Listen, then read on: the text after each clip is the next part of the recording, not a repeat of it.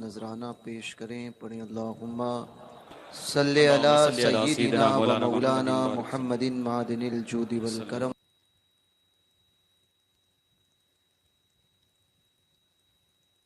कुछ कहने से कबल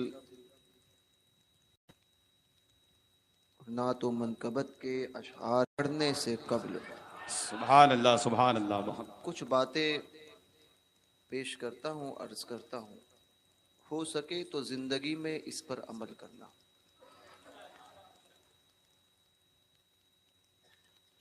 पहली बात तो ये है कि मस्जिद जो है ये अल्लाह का घर है। मस्जिद अल्लाह का घर, और कोई भी हो किसी के लिए भी अल्लाह के घर की हुर्मत को पामाल नहीं किया जा सकता। जो आपने इतनी देर से बुलंद आवाज और यहाँ पर न जाने क्या क्या देखने को मिला इस वक्त मुझे, तो इससे बेहतर है कि मस्जिदों में जलसे रखो ही मत। अगर यही मामला करना होता है, जलसे होते इसलिए कि ताकि आप कुछ सीख कर जाएं, मगर हमारी कौम पर अफसोस है कि बजाय सीखने के वो इन मस्जिद में आकर, अल्लाह के घर में आकर, बजाय सवाब के कहीं ऐसा तो नहीं गुनहगार बन के जा रहे हैं। ताज्जुब होता है, कोई किसी को इस कदर बातें और चिल्लाना, इस कदर शोर, शर्म आनी चाहिए हर एक को। दूसरे को खामोश करने वाला पहले खुद खामोश रहा करे। कोई मामूली जगह नहीं है, अल्लाह का घर है। यहाँ पर आम तौर पे यूं ही हंसने से जो है कब्र में अंधेरा होगा। शर्म आनी चाहिए कि मस्जिद किसके घर में हाजिर आए हैं। एक ऑफिसर के ऑफिस में जब जाते हो ना, एक कमिश्नर की ऑफिस में जाते हो तो आवाज नहीं निकलती। इतने लोगों में से अगर आईजी और डीजी की ऑफिस में किसी को, या एसपी की ऑफिस में किसी को जाना पड़े, या कोर्ट में जाना पड़े, तो सब बराबर खामोश रहेंगे, क्योंकि पता है कि जरा भी आवाज निकाली तो सजा सुनाई जाएगी। एक दुनिया के ऑफिसर और दुनिया के हाकिम का इतना डर होता है, तो तुम तो रब की बारगाह में, सारे कायनात के बादशाह के घर में हाजिर हो। शर्म करो और जाने से पहले सच्चे दिल से तौबा कर लो। दूसरी बात ये कि अभी मैं आता हूं, मैं अक्सर देखता हूं कि गाड़ी आती है, पहले तो इंतजामिया को यह चाहिए कि गाड़ी के साथ में कोई ना हो, समझे। 50-100 बाइक लेकर आते हैं, 100 बाइक चलाते हैं। अभी रास्ते में आते आते देखा, एक बाइक वाला बेचारा जा रहा था, गैर मुस्लिम था, वो आते आते कोई बच्चा उसको मार रहा है हट जा करके। खुदा ना खास्ता अगर कुछ मामलात हो तो इसका खामियाजा किसको भुगतना पड़ेगा? वो बोलने के बावजूद भी कोई वहां से वीडियो निकाल रहा है, कोई वहां से मोबाइल लेकर आगे बढ़ रहा है। मैं इससे सख्त नाराज हूं, और जिसने किया है वो उसका जिम्मेदार है। तो इस कदर, एक तो ये मामलात की 100-100 बाइकें, और एक एक बाइक पर 4-4 लोग बैठते हैं, और इससे आप क्या समझते हो कि किसी की शान आप बढ़ा रहे हो? दूसरा देखता है तो कहीं ना कहीं तनकीद करता है। वो गैर मुस्लिम इलाकों में से निकलते हैं, पीछे मना करने के बावजूद कोई नारा लगा रहा है, कोई दूसरी बातें कर रहा है। शर्म आनी चाहिए आप लोगों को।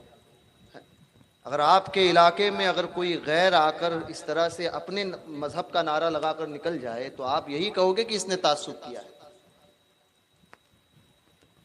तो कुछ चीजों की तरफ तवज्जो दो और कुछ चीजों में तब्दीली लाओ, समझे। आप ये समझते हो कि 50 आदमी जाएंगे, इस्तकबाल करेंगे, 1000 आदमी होंगे, तो इज्जत बढ़ जाएगी। तो याद रखना, ना आपके इज्जत देने से हमारी इज्जत बढ़ेगी, ना आप में से किसी के ना आने से हमारी इज्जत कम होगी।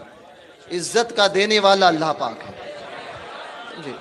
100 लोग चलने से अगर किसी की इज्जत बढ़ जाती, हाँ, तो माजी करीब में बहुत से ऐसे हुक्मरान गुजरे हैं, गाड़ियां गुजरी है, हजारों लोगों का मजमा होता है। इज्जतें लोगों के मजमे से नहीं बढ़ती है, अल्लाह की अता से बढ़ती है। तो कुछ चीजों का ध्यान दे, मजाक ना बनाए।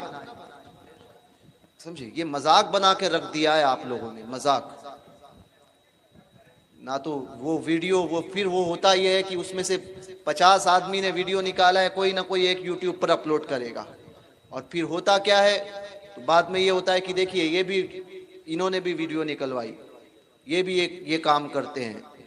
हम ना निकालते हैं, ना हमने किसी को इसकी इजाजत दी कि वो निकाले। जिसने किया ये उसका अपना अमल है। मैं खुद बजाते खुद इस बात से नाराज हूं। दूसरी बात कि हमारा इस मसले में, वीडियोग्राफी फोटो के मामले में, हम उसी राह पर हैं, उसी तरीके पर हैं जो हमारे बुजुर्गों का खुसूसियत के साथ में हुजूर ताजुशरिया का वाह वाह, बेशक बेशक, सुभान अल्लाह, बेशक। तो इन बातों को संजीदगी से ले। करता एक है मगर भरना जो है किसी और को पड़ता है, तो इन बातों का ख्याल रखे। तीसरी बात ये कि मेरे मुतालिक जो भी कहा गया कि हम ऐसे हैं, हमारा कोई मनसब नहीं, हमारा कोई मकाम नहीं, और ये हकीकत है। मैं दूसरों को, मैं उन लोगों में हूँ भी नहीं, और मैं अपने आप को उसमें शुमार भी नहीं करता।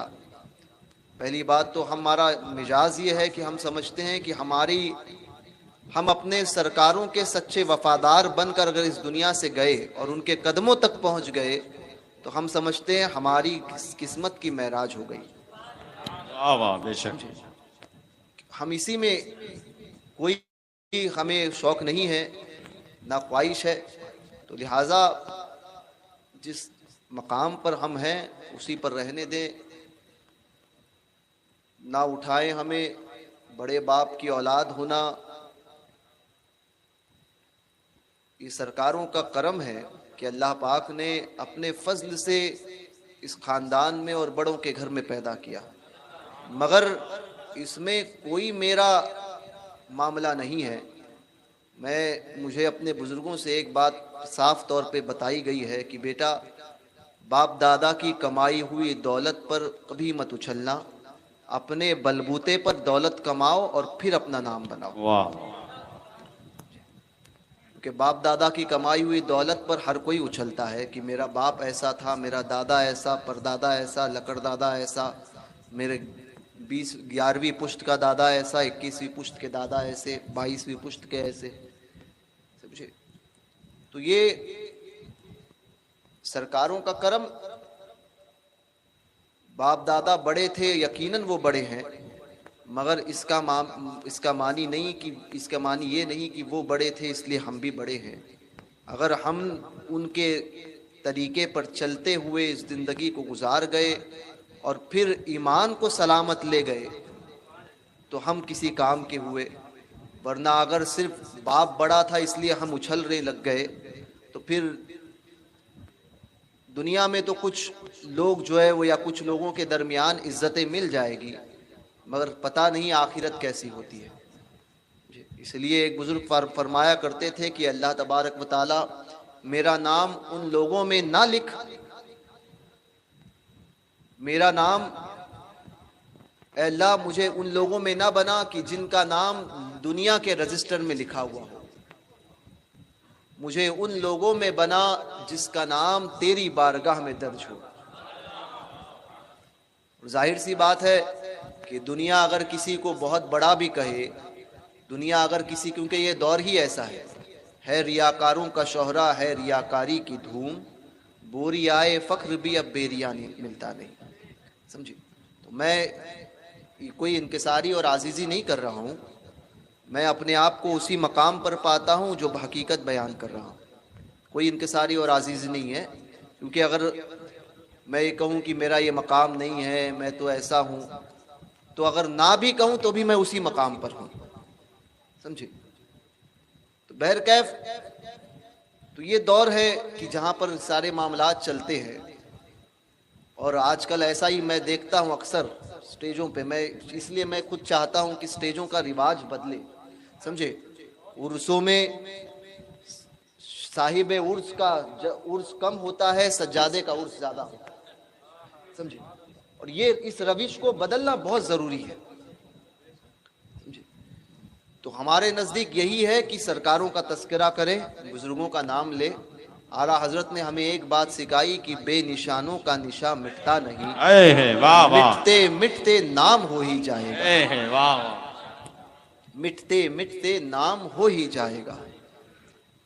तो बहरकैफ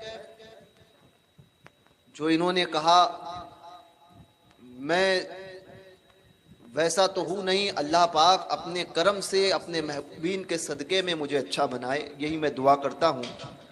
बस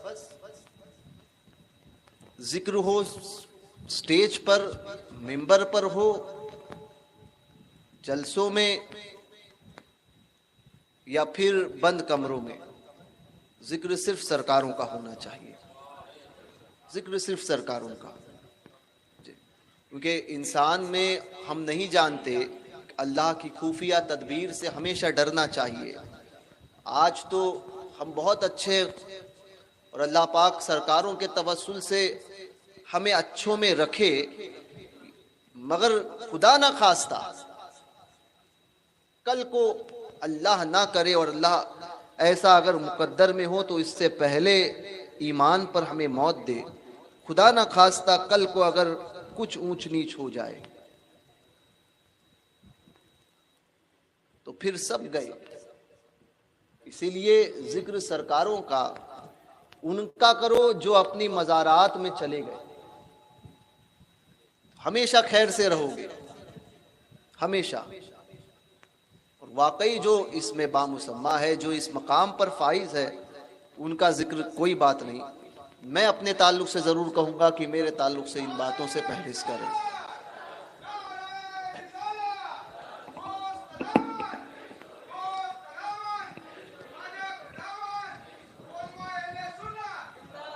तो इन बातों से परहेज करें, समझे।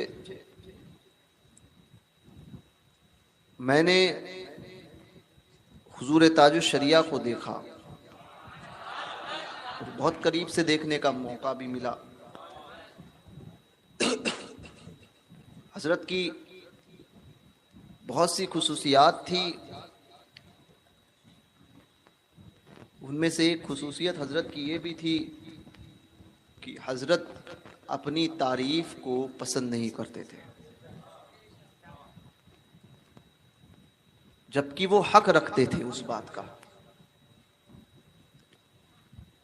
तो उसके बावजूद उन बुजुर्गों को मैंने देखा कि जिनका हक था, और वो वैसे थे कि जिनकी तारीफ की जाए, मिंबरों से उनके कसीदे पढ़े जाए, वो वैसे थे। उसके बावजूद उनका आलम ये था कि इनकिसारी और आजिज़ी का आलम ये था कि उन बातों को पसंद नहीं करते थे जो उनके शान में कही जाती थी। तो हमारे बड़ों के तरीके पर भी हमको चलना चाहिए। तो लिहाजा परहेज करें, और मस्जिद को अभी एक दूसरे को खामोश कराने वाले पहले खुद खामोश रहें, और किसी को तकलीफ हो तो खुदा के लिए वो यहाँ से निकल जाएं बाहर मस्जिद से। बहरकैफ